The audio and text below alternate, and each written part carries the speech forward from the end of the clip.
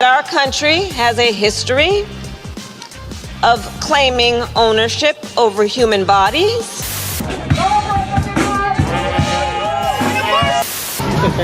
She's a House member, yeah. I think parents in this country should be able to have their kids go to school, watch cartoons, just be kids without having an agenda shoved down their throat every minute.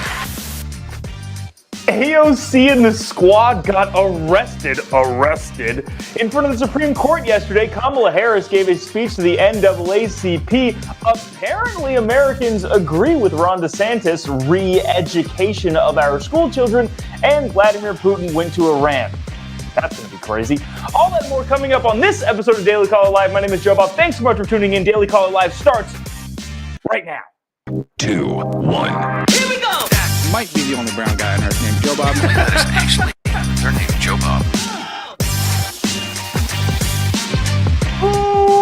Live from the dingy bunker, completely cut off from the outside world, except for you fine folks. My name is Jobob. This is Daily Caller Live. Thanks so much for tuning in on today. It is July 20th, the year of our Lord 2022. Holy cow, the day has finally come. AOC, Rashida Tlaib, Ilhan Omar, and whoever else, Ayanna Pressley, I forget who else is in the quote-unquote squad, all got arrested yesterday. But not for the reasons that I think any of you watching probably would have hoped for. They were protesting the Roe versus Wade overturning in front of the Supreme Court, and in doing so were blocking traffic, which for some reason is the only way people protest now. You know what? We're going to get into that just right now. We that wasn't planned to start off the show with that, but you know what? We're talking about it already. We might as well get as far into it as we want. AOC, Ilhan Omar, Rashida Tlaib. I don't know if Ayanna Pressley was there. I don't know. There's a list of people who got arrested, but a bunch of Congress people got arrested. I believe 16 of them for quote-unquote protesting. Now, that's what all the headlines are going to say. If you're watching the mainstream media, Congress people, women, Congress people, let's call them Congress people. Congress people arrested for protesting the right of a woman to have control of her body. That's not what happened. It's just not accurate. They were blocking traffic, and I don't know why there's no other way to protest other than block traffic. But you can't do that. If you're a sitting congressman, if you're a senator, if you're a homeless junkie, you cannot block traffic. Actually, in California, homeless junkies can do anything, so maybe is what it is.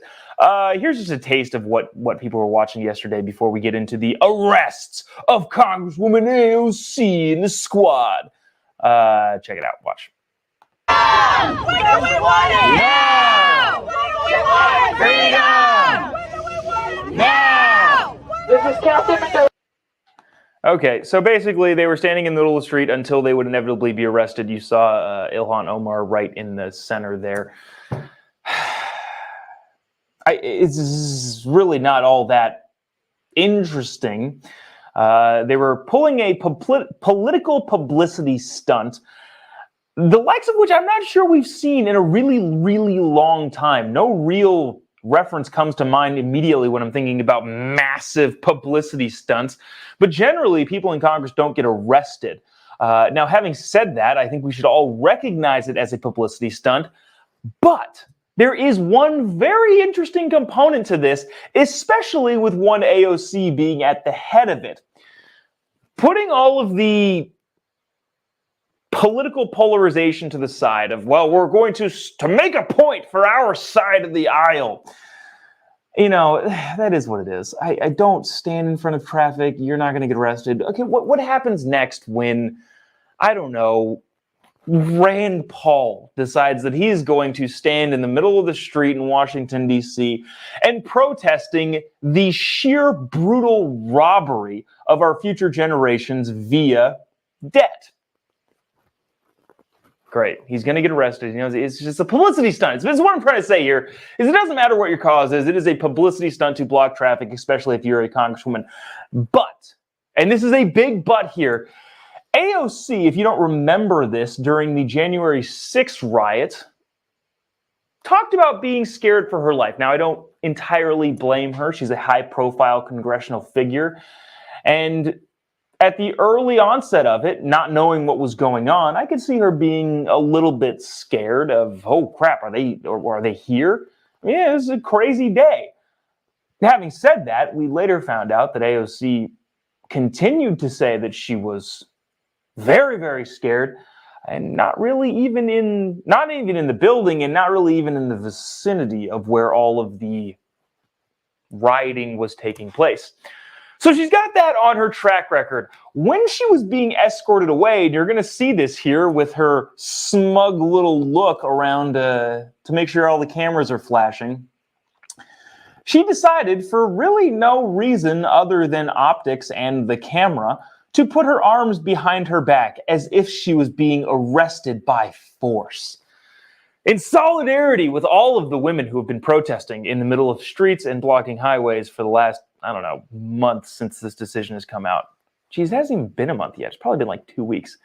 Anyways, watch this. This is what's going to be the interesting part about this. The whole protesting thing, again, publicity's done. But AOC and Ilhan Omar pretending to have their hands cuffed behind their backs when you can clearly see that they're not is really interesting. So watch this. Actually, before we do this, if you wouldn't mind, click the little like button or the little share button or the comment, whatever you think. What are your feelings about AOC? I'd love to hear it in the comment section, or you can click the little react button. The reason I ask all the time to do that is this really, really does help us out in the algorithm via YouTube, Facebook, Twitter, wherever it is that you're watching this live stream. It really, really does help us, and I really, really appreciate you doing that. So that being said, watch this. Here is AOC pretending to have her hands cuffed behind her back while she's getting arrested for doing something illegal. Watch this.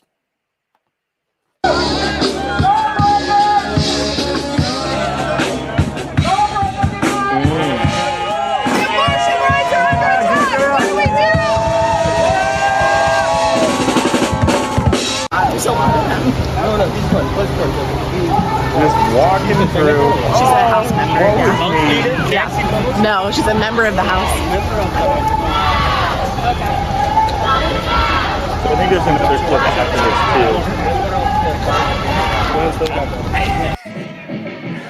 too. Or look at her hands waving up in the air. And here's Ilhan Omar doing the same thing. She's just walking. She's just walking with her. She's not even being escorted. So that's going to be the funny thing coming out of this. I thought it was hilarious. And if you're just listening to this on the podcast, AOC just decided to hold her own hands behind her back. Nobody was forcing her to do that while being escorted away by the police because, again, she was blocking traffic, which you're not allowed to do regardless of your grievances.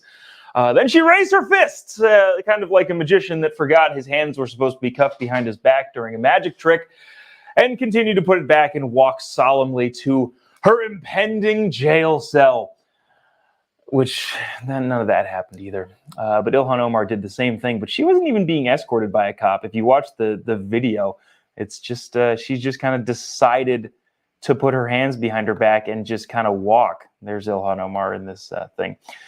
Look at the smug face on AOC. I guess I took it away, but look at this. Look at she looks around and goes, make sure all the cameras are watching me. But what do you expect from again, the squad? So that was interesting. That is what it is.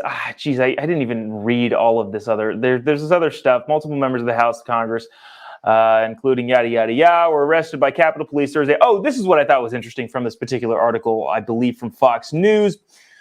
Ilhan Omar, after her arrest, took to Twitter and said, "Today, I was arrested while participating in a civil disobedience action with my fellow members of Congress outside the Supreme Court. I will continue to do everything in my power to raise the alarm about assault of our reproductive rights," Ilhan Omar wrote. The Capitol Police also took to Twitter and said, "It's against the law to block traffic, so officers are going to give our standard 3 warnings before they start making arrests," the Capitol Police tweeted. Minutes later, they announced that some of the demonstrators are refusing to get out of the streets, so we're going to start making arrests. Great. Capitol Police later tweeted that they arrested 34 people in total, including 16 members of Congress.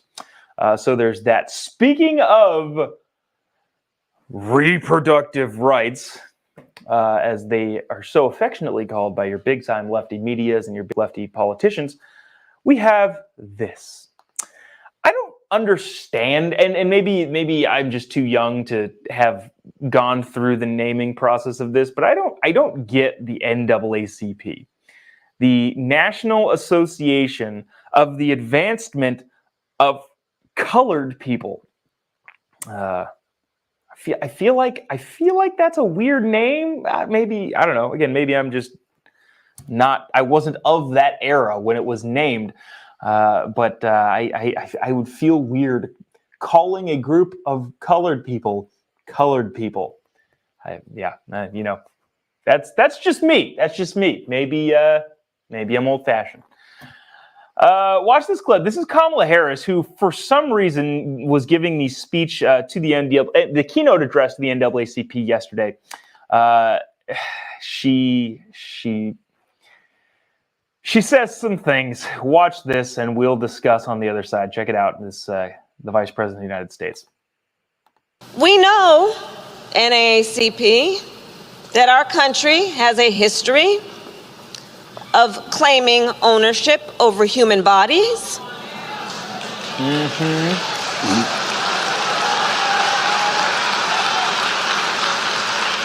I want to pause this really quick. So just so you know, right here in this little clip, Kamala Harris, if you've watched her, I've watched so many speeches Kamala Harris gives. You see in the very beginning the little head bob. We know that little condescending head bob there.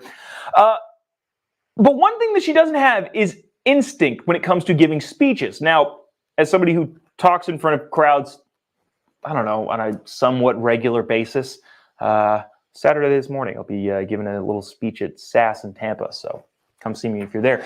Anyways, as somebody who kind of speaks in front of crowds, there is some sort of an instinctual way to understand when the audience is going to clap and when they're not going to, and when you should just plow on or when you should pause. There's nobody better than Donald Trump. Nobody better. Again, regardless of what you think of his politics, maybe you can't stand the guy, but you like a lot of the stuff he did in office. Regardless, he is very, very good at that sort of thing. Just as Obama was. Obama was also very, very good at reading the room. Kamala Harris does not have that instinct, but here she does show a little glimmer of light when it comes to being able to recognize when the audience is going to clap and letting them do so.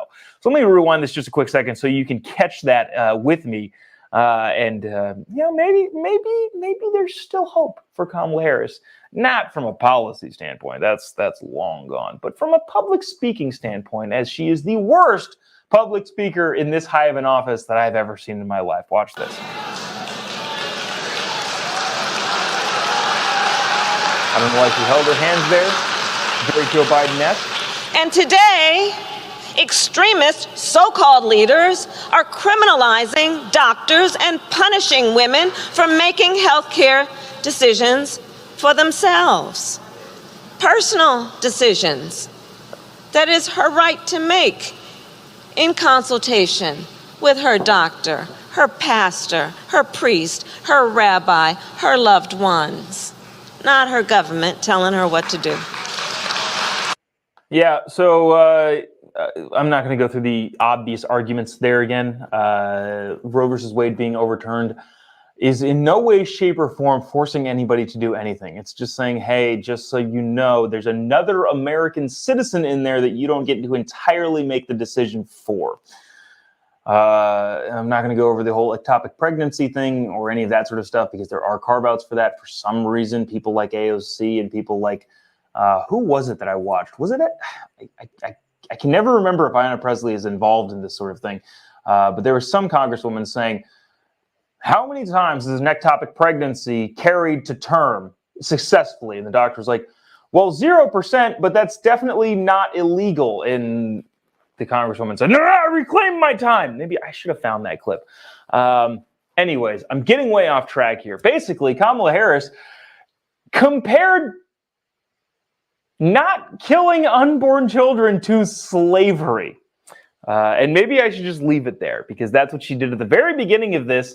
And, Such is Kamala Harris. You know what? I want to make sure we get enough time for this, and we're doing a short episode today because it is quite early in the morning right now. We did pre-tape this episode if you were listening to the end of the show yesterday. And so it's we're pressed for time here. Got to get on a plane here in a couple hours. Parents apparently agree with DeSantis when it comes to all of the things DeSantis says. I want to play this clip from, I don't know where he was speaking, but DeSantis was talking the other day to a group of parents about, what's getting forced down their kids' throats. Check this out. And then we'll read some really, really interesting poll numbers from NBC of all places. Actually reported on an NBC, but poll numbers really, really kind of pro-DeSantis education policy polling from Democrats and the teachers' unions. This is a bizarre story. Watch this really quick. You probably agree with what DeSantis is about to say. Check it out. I think parents in this country should be able to have their kids go to school, watch cartoons, just be kids without having an agenda shoved down their throat every minute.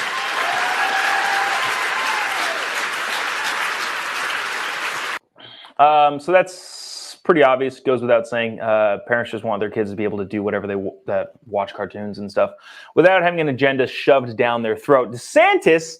So this is an NBC News article. This is the title of this article. DeSantis' education message is winning in battleground states. Teachers union poll finds. Holy cow. The American Federation of Teachers, i.e. Randy Weingarten, circulated the poll conducted by Democrats' Firm Heart Research as a call to arms for its members and allies to emphasize more powerful popular proposals like spending more on schools and reducing class sizes, and de-emphasizing fights that center around cultural issues. Bottom lining that is, hey, the cultural stuff, the whole critical race theory stuff, the gender theory ideology stuff, yeah, let's maybe not focus on that all that much. This is, again, coming from the American Federation of Teachers, which is not a right-leaning conservative union. A major set of red flags in the poll for Democrats and teachers unions were a series of questions that looked like they were ripped from DeSantis' Friday speech on critical race theory, which is what you just heard from, and teaching kids about sexuality and gender identity. While the survey didn't mention DeSantis by name, it tested education messages that he has popularized nationally. One poll question found that voters, by a 32-point margin, again, the teachers union who wants to get Democrats elected is running this poll. One by a 32% margin said that they were more likely to vote for a candidate who believed public schools should focus less on teaching race and more on teaching core subjects. It is a 32% gap. Freaking huge. So I'd imagine too, that's what, 66-33, if that were around the numbers. My math's a little bit off. But the overwhelming majority of parents are like, yeah, focus on reading, writing, and arithmetic, the 3 R's of bad spelling. A huge gap. By 27 points, they said that schools should be banned from teaching sexual orientation and gender ideology to kids in kindergarten through 3rd grade. Remember the Don't Say Gay bill, which wasn't legit? That's what that was. And nationally, according to a poll taken by a teachers union wanting to elect Democrats, said by 30 points, that issue beat the spread. By 28 points, they said transgender athletes should be banned from competing in girls' sports. I feel like is this not shocking to anyone? I'm zero surprised by this, by the actual numbers. What I'm surprised about is that the American Federation of Teachers put a poll together in an attempt to get Democrats elected, saying, hey, Democrat candidates, let's maybe cool it on some of the gender theory and critical race theory and woke curriculum going through the classrooms, because I don't think we're going to get elected if we keep pushing this stuff. Huh. Interesting. We can go down the line a little bit more, but basically, essentially, Ron DeSantis and his policies in Florida are overwhelmingly popular with the American people, according to Democrats giving advice to Democrats trying to win elections. I don't know. I just thought that was fascinating. Before we go, I want to get to this. Let me see if there's anything more we can talk about that. Maybe we'll hit on that a little bit later. I feel like I'm just name dropping at this point. Governor DeSantis will be at the event that I'm at on Friday. I'm speaking the next day, but maybe I'll ask him something fun. I probably won't get to ask him anything. Anyways, we'll move on to this. This is not a sexy topic, but oh so important. Putin went to Iran. Putin goes to Tehran, the capital of Iran, and met with, is it the Ayatollah? Is the Ayatollah the head of the Iranian government? And the president, quote unquote president, dictator of Turkey, which is weird. In his first trip outside the former Soviet Union since Russia invaded Ukraine in February, Russian President Vladimir Putin arrived in Iran on Tuesday for talks with Iranian and Turkish leaders. Putin is set to meet with the Iranian, quote-unquote, president to discuss the ongoing conflict in Syria, a major ally of Moscow. They are expected to speak with Turkey's President Erdogan,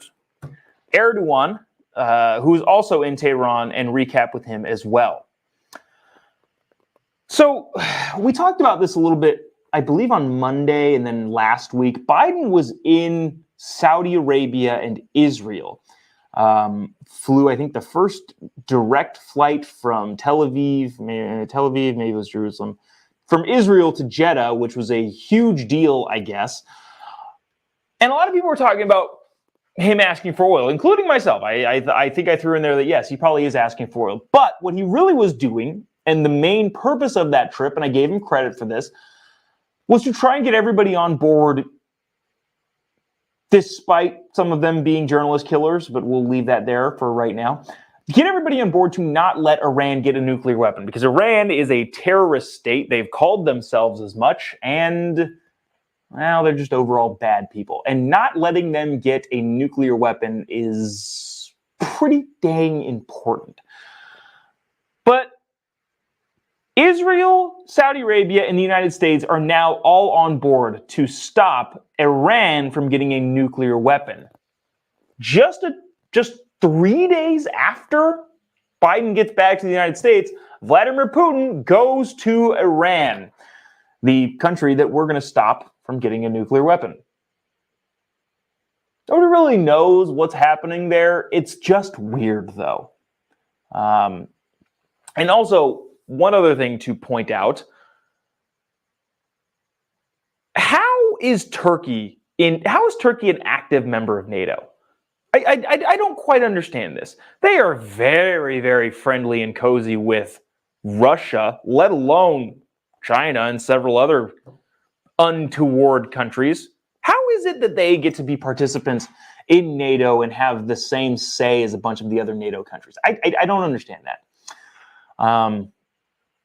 And clearly, the president, dictator of Turkey, is in Iran meeting with the Iranian government and Vladimir Putin as an acting member of NATO.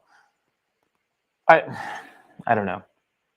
I hope NATO's not as much of a joke as the UN is. I don't think they are necessarily, but I hope that's not the case. If anything comes of that, we will continue to bring it here. There's some kind of technical stuff that we could get into, but it's honestly not all that interesting. Basically, Russia is blocking some of the major ports, including Odessa, which is causing, I think, a ton of Ukrainian grain to not leave Ukraine. I believe there's like 400 million people globally that depend on grain from Ukraine. If that's not part of their slogan, it should be grain from Ukraine. Anyways, there's about 400 million people that depend on Ukrainian grain that Russia is currently stopping via a blockade. And Erdogan is trying to negotiate that because I believe a lot of his people are also in the camp of not getting any food, which he does not want.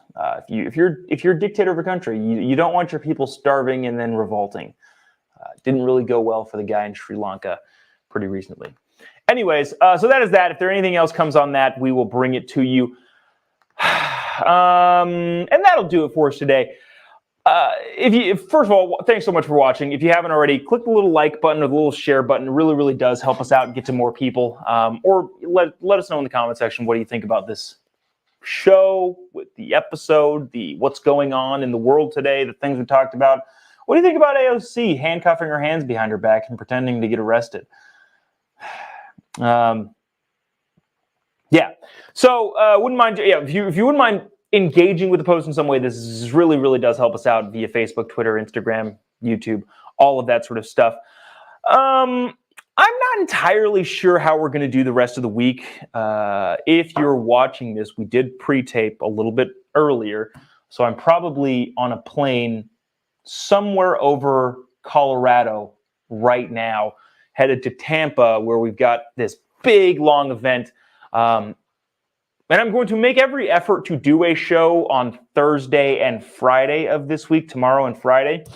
But the schedule is a little jam-packed. I'm hosting a couple different things, and it's all kind of chaotic. And if I can sneak away, because I'm sure there's going to be things that we're going to want to talk about together as a group. And we'll try to get that done, but no promises on whether or not we'll be able to get a show up on Thursday and Friday, but definitely back on Monday if nothing else. Also, we were also just talking about maybe just going live from Media Row in one of these big events. Turning Point USA is having their Student Action Summit in Tampa. That's what I'm going to. It is a raucous time. Thousands of people there. Everybody who's anybody in the quote-unquote conservative movement is there. And even a few people that don't consider themselves conservatives are there. So that'll be live streaming too, and maybe we'll stream some from the Media Row down there when we get all into that. Anyways, I'll stop rambling about that. If you haven't already, give me a follow on any of your social media platforms. Just type in JOBOB to pretty much any of your social media platforms. You'll be able to find me. I saw somebody. So this is the "You're Welcome, Love Capitalism" shirt. A lot of people have been really interested in the t-shirts that I wear here. Most of them are mine. And by mine, I mean I make them and sell them. You can go to capitalistpropaganda.us, which is my website where we promote capitalist propaganda, as well as go to Instagram or Facebook, and you can buy these hilarious t-shirts. The "You're Welcome, Love Capitalism," or the Corruptifornia shirt, the Joe Biden what shirt, among a bunch of other things. So that's where you can buy those. And that's it. That's all the announcements we have. Maybe we'll see you tomorrow, same time, same place. Sorry, definitely not the same place and probably not the same time either. But we will see you when we see you, whether that is tomorrow, Friday, or Monday. Until then, have a great one. God bless America.